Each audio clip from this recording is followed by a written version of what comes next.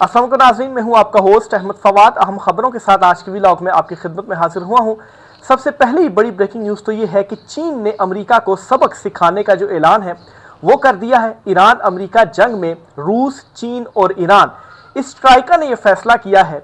कि अमेरिका को अब हम शर्मनाक शिकस्त से दोचार करने के बाद ही इस जंग से निकलने का जो रास्ता है वो देंगे, उससे पहले ट्रंप को इस जंग से नहीं निकलने देंगे। इस पर कुछ अहम तरीन और एक्सक्लूसिव डिटेल्स हैं, वो आप सब में शेयर करूंगा। साथ साथ आपको ये बताऊंगा कि ट्रंप जो कि अबनाए हरम्स को खुलवाने गए थे, ना सिर्फ अबनाए हरम्स को बंद करवा बैठे बल्कि अब बाबुल मंदीब जो है उसका भी नंबर आया चाहता है और दुनिया एक मरतबा फिर से एक बहुत बड़े माशी बहरान के लिए तैयार हो जाए। इस पर भी कुछ तफसीलात है, वो भी आप साथ में शेयर करूंगा। यूरोप जो है वो अमेरिका से खुद को लाताल्लुक करके चीन के साथ जो ताल्लुकात है वो जोड़ रहा है। फ्रांस और स्पेन की जानिब से बड़े ऐलानात सामने आए हैं। अमेरिका ना सिर्फ इस खित्ते में शिकस्त से दोचार हो रहा है बल्कि वो तन्हाई का भी शिकार होता जा रहा है। इसके साथ ही बरतानिया ने भी अमेरिका के साथ जो इतिहाद है वो अचानक से तोड़ दिया है। बरतानवी जो प्रेसिडेंट हैं उन्होंने अब से कुछ देर पहले एक बहुत ही इंपॉर्टेंट स्टेटमेंट दी है जो कि अमेरिका पर बिजलियां बन के टूटी है। इस पर कुछ तफसीलात है, वो भी आज के व्लॉग में आप साथ में शेयर करूंगा।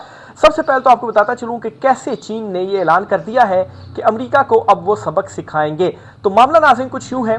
कि ईरान और अमेरिका के दरमियान जो मुज़ाकरात हुए, उन मुज़ाकरात में किसी हतमी नतीजे पर नहीं पहुंच सके और सिर्फ एक बड़ी रीज़न थी इसमें, और बड़ी रीज़न ये थी कि अबनाए हरम्स का कंट्रोल किसके पास होगा। अमेरिका वो कंट्रोल हासिल करना चाहता है और ईरान वो कंट्रोल देना नहीं चाहता। अब नाज़रीन, अमेरिका ने फिर इसे काउंटर करने के लिए और ईरान पर मज़ीद दबाव बढ़ाने के लिए किया ये कि उसने भी नाकाबंदी कर दी अबनाए हरम से कुछ दूर, यानी कि अबनाए हरम्स पर डबल नाकाबंदी होगी। पहली जो नाकाबंदी है वो ईरान की और दूसरी नाकाबंदी हुई अमेरिका की। तो ईरान जो कि अपनी मर्जी से जो जहाज थे वहां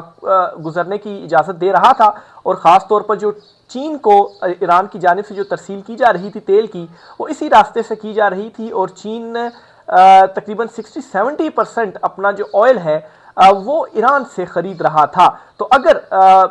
जो नाकाबंदी है वो अमेरिका की लग जाती है और वो भी कोई जहाज गुजरने नहीं देता, तो इससे इम्पैक्ट क्या पड़ना था कि जो ईरान है उसकी जो माइशत थी जो इस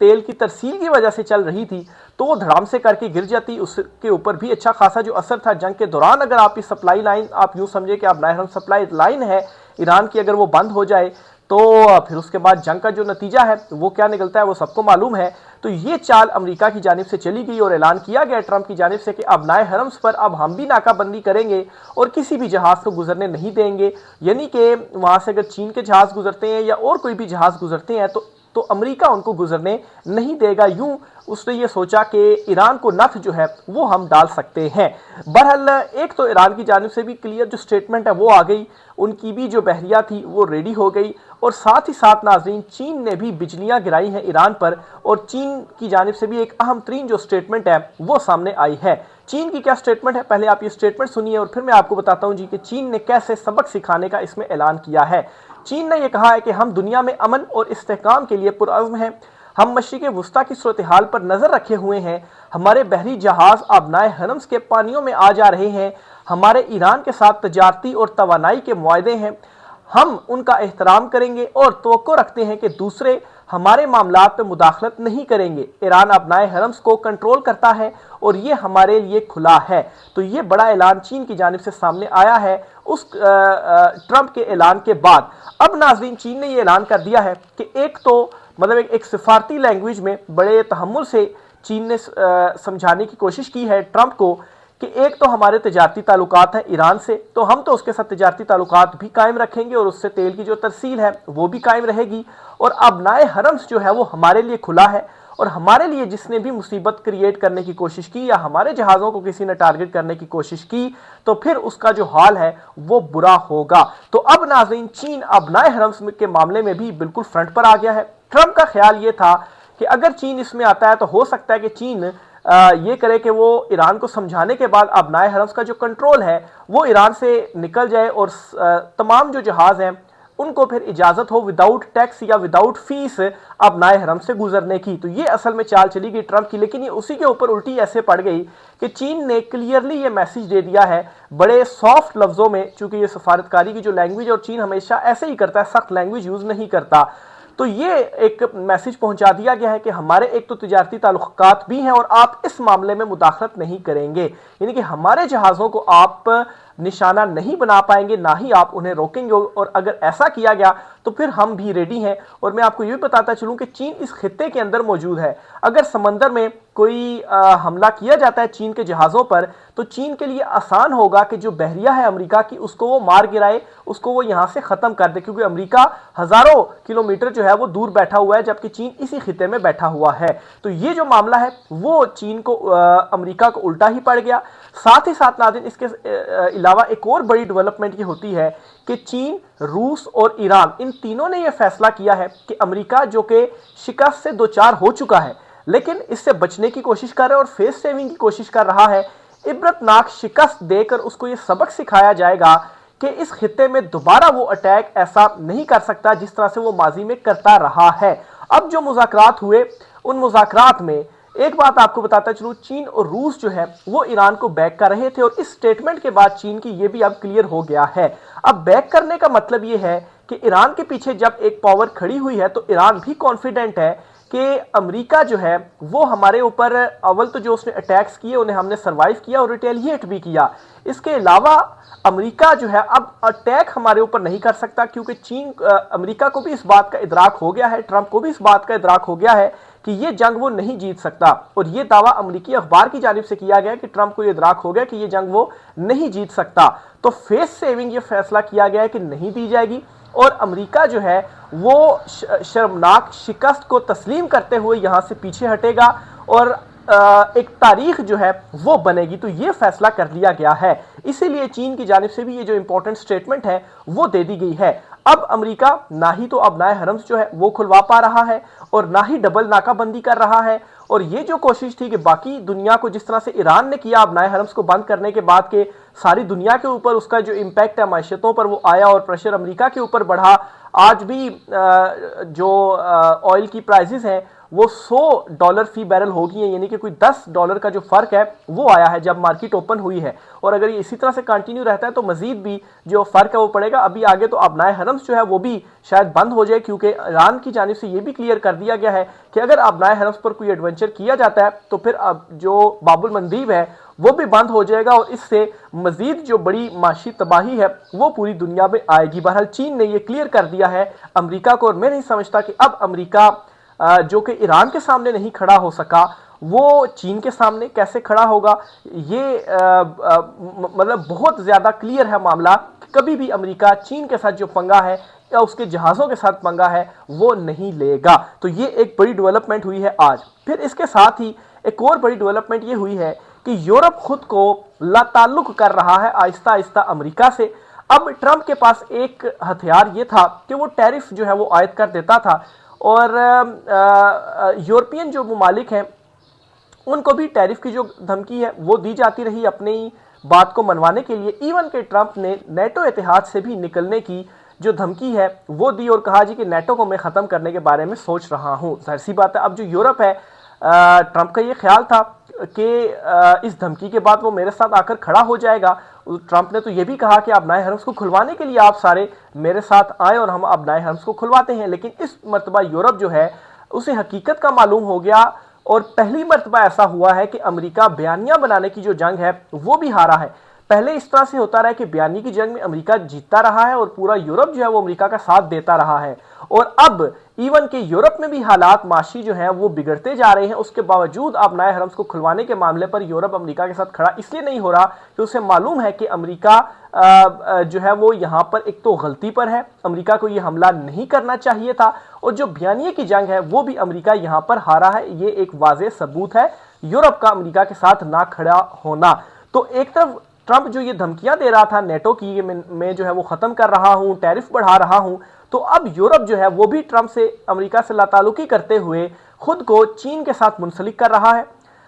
کل جو ہے وہ اسپین یا فرانس کے جو وزیر اعظم تھے اسپین کے وزیر اعظم انہوں نے چین کا جو دورہ ہے وہ کیا. اس سے پہلے برطانوی وزیر اعظم بھی چین جو ہے وہ جا چکے ہیں, جو اٹلی کے پرائم منسٹر ہیں جی, اور اس کے علاوہ فرانس کے جو پرائم منسٹر ہیں وہ بھی اپنی فضائی حدود بند کر چکی ہیں امریکہ پر. اور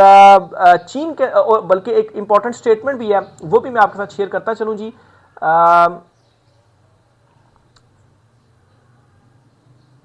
یہ ہمیں ضرورت ہے کہ چین اپنی معیشت کو کھولے تاکہ یورپ کو خود کو بند نہ کرنا پڑے. گزشتہ سال ہمارا چین کے ساتھ تجارتی خسارہ 18% بڑھ گیا, یہ ناقابل برداشت ہے. تو بہرحال یہ ایک جو سٹیٹمنٹ ہے یہ غالباً جو اسپین کے پی ایم ہے ان کی جانب سے دی گئی ہے, اور انہوں نے چین کا جو دورہ ہے وہ بھی کیا ہے. اب یہاں پر وہ یہ کہہ رہے ہیں کہ چین کے ساتھ ہم نے جو تجارت ہے وہ بڑھانی ہے, اور اسی وجہ سے جو دورہ ہے وہ بھی کیا گیا ہے. یعنی کہ یورپ اب یہاں پر نہ صرف آلٹرنیٹ ڈھونڈ رہا ہے بلکہ امریکہ کے ساتھ اپنے جو تجارتی تعلقات ہیں وہ اس لیے بھی محدود کر رہا ہے کہ امریکہ کی جو یہ ٹیرف والی دھمکی ہے نا یہ اب کارآمد نہ رہے. تو ٹرمپ ہر طرف سے پھنس چکا ہے, اور آپ دیکھ لیجئے گا کہ شرمناک شکست ٹرمپ کو ایکسیپٹ کرنی ہی کرنی پڑے گی, اور یہ شرمناک شکست جو ہے وہ ٹرمپ کی صدارت کو بھی لے ڈوبے گی. اور ابھی آپ مڈ ٹرم الیکشنز میں دیکھیے گا اس میں بھی بہت بری شکست ہوگی ٹرمپ کو. ایون کہ ابھی ہنگری میں جو الیکشنز ہیں وہ ہوئے ہیں, اور ہنگری میں جو ٹرمپ کا جو بیکڈ لیڈر تھا اس کا نام تھا جی, یہ پی ایم تھا وکٹر, اس سے بہت بری شکست ہوئی. اور الیکشن سے پہلے جے ڈی وینس جو کہ نائب صدر ہیں انہوں نے وہاں کا دورہ بھی کیا, وکٹر سے ملاقات بھی کی, انہیں بری شکست ہوئی ہے. اور پیٹر کے ہاتھوں جو کہ ان کی اپوزیشن میں ہے اس کے ہاتھوں جو شکست ہے وہ ہوئی ہے. یعنی کہ ہنگری میں جو یو ایس یا ٹرمپ کی جو فیورٹ حکومت تھی اس کا خاتمہ ہو گیا ہے. تو اب آپ یہاں سے اندازہ لگائیں کہ ٹرمپ جس حکومت کے ساتھ کھڑا ہو رہا ہے یا اس کو سپورٹ کر رہا ہے وہ ختم ہو رہی ہے. اور امریکہ کے اندر ٹرمپ کی حالت یہ ہے کہ مڈ ٹرم الیکشن جیتنے کی پوزیشن میں اب ٹرمپ نہیں رہا. وہ فیس سیونگ ڈھونڈ رہا تھا, اسے فیس سیونگ نہیں دی جا رہی, اور یہ فیصلہ کر لیا گیا کہ شرمناک شکست سے دوچار کرنا ہے تاکہ امریکہ کو سبق سکھایا جا سکے کہ وہ اس طرح سے جو مداخلتیں ہیں یا خطے کا جو چودھری بنا ہوا ہے اب وہ چودھری نہیں رہا. اور اگر ایسا ہوتا ہے تو نہ صرف ٹرمپ کی صدارت جائے گی بلکہ امریکہ کا سپر پاور کا جو سٹیٹس ہے وہ بھی ختم ہو جائے گا. اور آلریڈی پوری دنیا کے جو ممالک ہیں وہ امریکہ کے ساتھ اپنا جو اتحاد ہے اس سے ڈس ایسوسیٹ ہو رہے ہیں اور چین کی طرف رخ کر رہے ہیں, چین کا وزٹ بھی کر رہے ہیں, اپنی تجارت جو ہے وہ چین کے ساتھ بڑھا رہے ہیں. پھر اسی دوران برطانیہ کے جو پرائم منسٹر ہیں ان کی بھی ایک سٹیٹمنٹ آتی ہے, اور وہ بھی یہ جو ڈبل ناکہ بندی کی گئی ہے ٹرمپ کی جانب سے ابنائے حرمز پر, اس سے لا تعلقی کا اظہار کرتے ہوئے کہتے ہیں جی کہ اس معاملے میں اس ڈبل ناکہ بندی میں ہم شریک نہیں ہیں. اب ناظرین آپ چیزوں کو دیکھیں کہ ایک طرف ٹرمپ نے یہ چال چلی, ایک پولیٹیکل چال چلی جس کو کامیاب چال اس طرح سے قرار دیا جا رہا تھا کہ جب وہ ناکہ بند کر دے گا ایران کا بھی تو اس سے کیا ہوگا کہ ایران پر مزید پریشر بڑھے گا اور ایران مجبور ہوگا اور دنیا کے اوپر بھی پریشر بڑھے گا کہ وہ ابنائے حرمز کھلوائیں. لیکن ایسا نہیں ہوا اس کے